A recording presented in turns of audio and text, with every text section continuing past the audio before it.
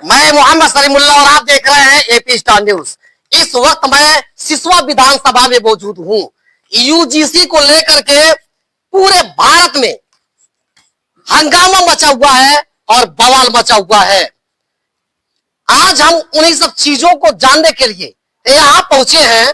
UGC का दावा है कि यह जातिगत आधारित भेदभाव को समाप्त करने के लिए लाया गया है और इसके नए नियम पर सवर्ण वर्ग के छात्रों का कहना है कि यह हमारे विरुद्ध है।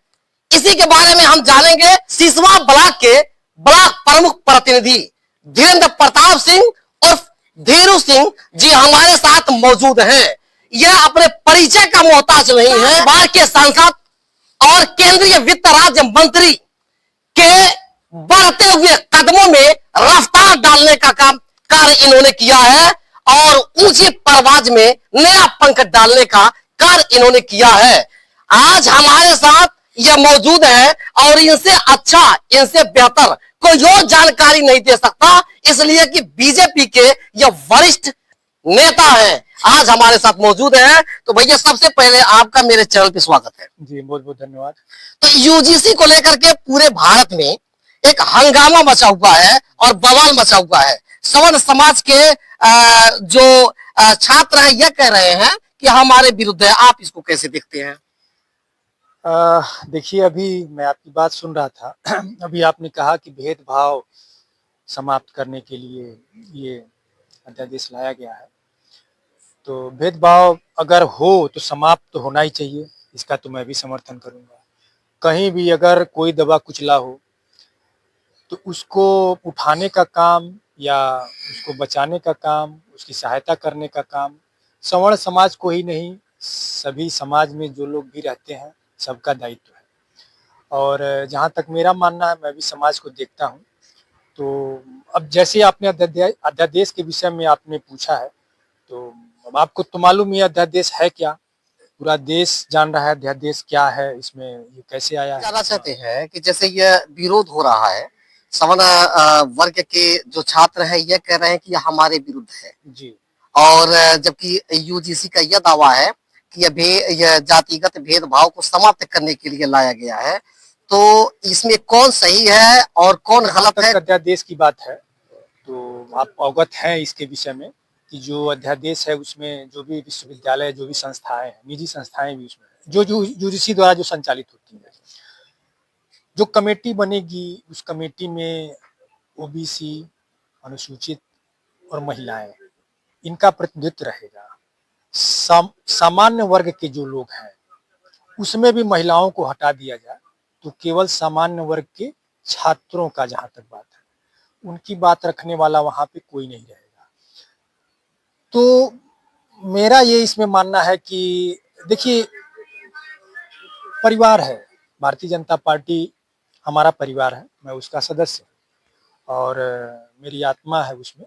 लेकिन कहीं ना कहीं अगर हमारे परिवार को कहीं नुकसान होने की संभावना रहेगी या हमारे देश को कहीं ऐसा हमको लगेगा कि इससे नुकसान हो सकता है, तो उस विषय में मैं बिल्कुल अपने परिवार को बता सकता हूँ, आगाह कर सकता हूँ कि कहीं न कहीं कुछ त्रुटियां हैं जिसको विचार करने की ज़रूरत है।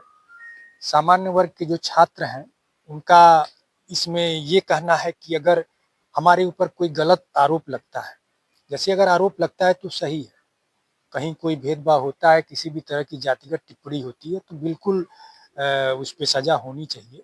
लेकिन अगर कोई गलत आरोप भी लगाता है, उस पे कहीं कोई अपील की कोई वो नहीं है, जो आरोप लगाएगा उसके ऊपर कहीं कोई दंड का प्रावधान नहीं है, जो कि ये गलत है। तो इस पे विचार होना चाहिए। जो बिल है उस बिल पे कहीं न कहीं एक बार फिर से मंथन हो और देखा जाए कि उसमें सामान्य वर्ग के जो छात्र हैं, चूंकि संख्या की दृष्टि से देखा जाए तो 10% अगर सामान्य वर्ग को लिया जाए, ब्राह्मण है, क्षत्रिय है और श्रीवास्तव वगैरह तमाम कुछ जातियां हैं, तो 10% में अगर महिलाओं को निकाल दिया तो 5 ही % बच रहा है छात्र। अब 5% छात्र 95% लोगों के साथ क्या टिप्पणी करेंगे? क्या अगर कोई ओबीसी किसी 80 को गाली दे दे उसका कुछ नहीं होगा, कोई 80 कोई किसी ओबीसी को गाली दे दे तो उसका कुछ नहीं होगा। तो इससे भी तो कहीं ना कहीं समानता नहीं आ रही है। तो समानता की व्यवस्था ऐसी होनी चाहिए कि वाकई में समाज समान हो। वाकई में देखिए, आज देश तमाम बाहरी ताकतों से जूझ रहा है। सर एक चीज और कि आपकी बढ़ती हुई लोकप्रियता से राजनीतिक गलियारों में हलचल है। अब तो कानाफूसी और जानकारी यहां तक निकल करके सामने आ रही है कि अब की बारी विधायकी की बारी। क्या विधानसभा की तैयारी में आप जुट गए हैं? लोग ये जानना चाहते हैं। देखिए, समाज सेवा पहला उद्देश्य होना चाहिए और उसमें सेवा भाव से समाज सेवा कहिए, राजनीति कहिए, हमारा कर्तव्य मैं मान के चलता हूँ। कहीं न कहीं विधानसभा क्यों नहीं मैं लड़ा हूँ, छिपाने वाली बात नहीं है।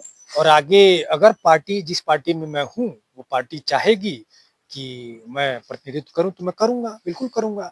और वही लक्ष्य ही नहीं है, जनता का कल्याण हो, जनता हमको कोई न कोई पद अभी भी दी है, तो उस पद के हिसाब से मैं काम करता हूँ और आगे बिल्कुल करूँगा। भारतीय जनता पार्टी की सेवा करना, पार्टी के संगठन में काम करना, पार्टी को उत्तरोत्तर और ऊपर ले जाने में सहायता देना, लोगों के बीच काम करना, लोगों जो दबे कुचले लोग हैं, उन लोगों के लिए खड़े रहना, ये हमारा कर्तव्य है। उसमें अगर पद मिलेगा तो ठीक है, बिल्कुल लड़ेंगे। तो देखा आपने कि किस तरीके से इन्होंने स्पष्ट रूप से अपने बातों को रखा। आज बस इतना ही। मैं Mohammad Salimullah, AB star news, Maharajganj.